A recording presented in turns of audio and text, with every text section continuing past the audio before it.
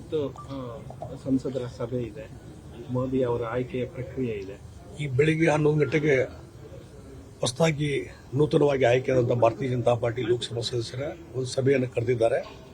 ಅಲ್ಲಿ ನರೇಂದ್ರ ಮೋದಿಜಿಯವರನ್ನ ನಮ್ಮ ನಾಯಕರನ್ನಾಗಿ ನಾವೆಲ್ಲರೂ ಕೂಡಿಕೊಂಡು ಆಯ್ಕೆ ಮಾಡ್ತೀವಿ. ಸರ್ವಾನುಮತದ ಆಯ್ಕೆ ನಡೀತಿದೆ. ಅದಾದಮೇಲೆ ಈಗಾಗಲೇ ಪ್ರಮಾಣ ವಚನ ದಿನಾಂಕ ನಿಗದಿಯಾಗಿದೆ. 9ನೇ ತಾರೀಕು ಸಾಯಂಕಾಲ ನರೇಂದ್ರ ಮೋದಿಜಿಯವರು 3ನೇ ಬಾರಿ ಪ್ರಧಾನಮಂತ್ರಿಯಾಗಿ ಅಧಿಕಾರ ಸ್ವೀಕಾರ ಮಾಡ್ತಾರೆ. ಮತ್ತು ಇದರ ಮುಖಾಂತರ ಒಂದು ದೇಶದ ರಾಜಕಾರಣದಲ್ಲಿ ಹೊಸ ಮನ್ವಂತೂರ ಪ್ರಾರಂಭ ಆಗ್ತದೆ. ಯಾಕಂದ್ರೆ ಹಿಂದೆ ಜವಾಹರ್ಲಾಲ್ ನೆಹರು ಅವರು 3ನೇ ಬಾರಿ ಪ್ರಧಾನಮಂತ್ರಿ ಆಗಿದ್ದು ಬಿಟ್ಟರೆ, ಆ ಒಂದು ದಾಖಲೆ ಬಿಟ್ಟರೆ ಮತ್ತೊಬ್ಬರು 3ನೇ ಬಾರಿ ಪ್ರಧಾನಮಂತ್ರಿ ಆಗಿರಲಿಲ್ಲ. ಆ ದಾಖಲೆ ಇವತ್ತು ನರೇಂದ್ರ ಮೋದಿಯವರು ಮಾಡ್ತಾ ಇದ್ದಾರೆ. ಅವರ ನಾಯಕತ್ವದ ಈಗಾಗಲೇ 10 ವರ್ಷದ ಒಂದು ಉತ್ತಮ ಸರ್ಕಾರದ ಉದಾಹರಣೆ ನಮ್ಮ ಕಣ್ಮುಂದಿದೆ. 3ನೇ ಬಾರಿ ಅವರು ಪ್ರಧಾನಮಂತ್ರಿಯಾಗಿ ಬಹಳ ಅತ್ಯಂತ ಉತ್ತಮವಾದಂಥ ದಕ್ಷವಾದಂಥ ಸರ್ಕಾರವನ್ನು ಕೊಡ್ತಾರೆ ಅನ್ನುವಂಥ ವಿಶ್ವಾಸ ನನಗಿದೆ. ಸರ್, ನೀವು ಮುಖ್ಯಮಂತ್ರಿಯಾಗಿ ಕೆಲಸ ಮಾಡಿದವರು, ಕರ್ನಾಟಕದಲ್ಲಿ ಸಚಿವರಾಗಿ ಕೆಲಸ ಮಾಡಿದವರು, ಹಲವಾರು ಶಾಸಕರಾಗಿ ಆಯ್ಕೆ ಆಗಿರುವಂಥ ಅನುಭವ ಇದೆ. ಈಗ ಸಂಸದರಾಗ್ತಾ ಇದ್ದೀರಿ. ಸೊ ನಿರೀಕ್ಷೆ ಇದೆಯಾ ಏನಾದರೂ ಕೇಂದ್ರ ಸಂಪುಟದಲ್ಲಿ ಸ್ಥಾನ ಸಿಗುತ್ತೆ?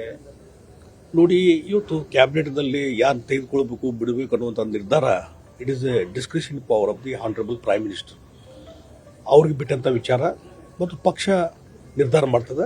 ಆ ಹಿನ್ನೆಲೆಯಲ್ಲಿ ಮಾನ್ಯ ಪ್ರಧಾನಮಂತ್ರಿಗಳಿಗೆ ಮತ್ತು ಪಕ್ಷ ಏನು ತೀರ್ಮಾನ ತೆಗೆದುಕೊಳ್ತದೆ, ಯಾವ ಜವಾಬ್ದಾರಿಯನ್ನು ನನಗೆ ಕೊಡ್ತಾರೆ, ಆ ಜವಾಬ್ದಾರಿನ ನಿರ್ವಹಿಸಿ ಅನ್ನುವಂಥದ್ದು ಬಹಳ ಚರ್ಚೆ ಆಗ್ತಾ ಇರುವಂಥದ್ದು ಕರ್ನಾಟಕದಲ್ಲಿ. ಯಾಕಂದರೆ ಆಯ್ಕೆ ಆಗಿರೋದ್ರಲ್ಲಿ ಸೀನಿಯರ್ಗಳಲ್ಲಿ ಬಹಳ ಕಡಿಮೆ ಇದ್ದಾರೆ. ಅಂಥದ್ರಲ್ಲಿ ಜಗದೀಶ್ ಶೆಟ್ಟರ್ ಅವರ ಹೆಸರು ಇದೆ ಅಂತ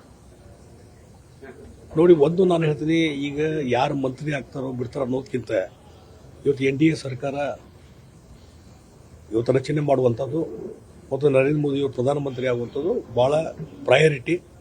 ಆ ಪ್ರೊಸೆಸ್ ಇವತ್ತು ನಡೀತಾ ಇದೆ. ಅದಾದಮೇಲೆ ಮುಂದೆ ಯಾರು ಮಾಡಬೇಕು ಬಿಡುವಂಥದ್ದು ಅದು ಪ್ರೈಮ್ ಮಿನಿಸ್ಟರ್ಗೆ ಮತ್ತು ಪಕ್ಷಕ್ಕೆ ಬಿಟ್ಟಂಥ ವಿಚಾರ. ಸರ್, ರಾಜ್ಯದಲ್ಲಿ ಹೆಚ್ಚು ಚರ್ಚೆ ಆಗ್ತಾ ಇರುವಂಥದ್ದು ಈಗ ನಾಗೇಂದ್ರ ಅವರ ರಾಜೀನಾಮೆ. ನೋಡಿ, ನಾಗೇಂದ್ರ ಅವರ ರಾಜೀನಾಮೆ ಎಂದೋ ತೆಗೆದುಕೊಳ್ಬೇಕಾಗಿತ್ತು. ಹಿಂದೆ KS ಈಶ್ವರಪ್ಪ ಮೇಲೆ ಆ ರೀತಿ ಆಪಾದನೆ ಬಂದಂಥ ಸಂದರ್ಭದಲ್ಲಿ ಅವರು 1 ದಿವಸ 2 ದಿವಸದಲ್ಲಿ ರಾಜೀನಾಮೆ ಕೊಟ್ಟರು. ಆ ಕೆಲಸವನ್ನು ಕಾಂಗ್ರೆಸ್ ಸರ್ಕಾರ ಮಾಡಬೇಕಾಗಿತ್ತು, ಮುಖ್ಯಮಂತ್ರಿಗಳು ಮಾಡಬೇಕಾಗಿತ್ತು. ಆದರೆ ಹೋರಾಟ, ಪಬ್ಲಿಕ್ ಒತ್ತಡ ಎಲ್ಲ ಆದ ಮೇಲೆ ಇವತ್ತು ರಾಜೀನಾಮೆ ಕೊಡುವಂಥದ್ದು ಆಗಿದೆ. ಅದು ಅನಿವಾರ್ಯ ಇತ್ತು, ಕೊಡಲೇಬೇಕಾಗಿತ್ತು.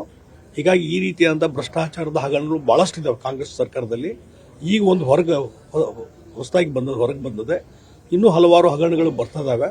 ಆ ಹಿನ್ನೆಲೆಯಲ್ಲಿ ಇವತ್ತು ರಾಜೀನಾಮೆ ಕೊಡಲೇಬೇಕಾಗಿತ್ತು, ಕೊಟ್ಟಿದ್ದಾರೆ ಅಷ್ಟೇ. ನ್ಯೂಸ್ ಫಸ್ಟ್ ನಿರ್ಭೀತಿಯಿಂದ ನಿಮ್ಮ ಪರವಾಗಿ.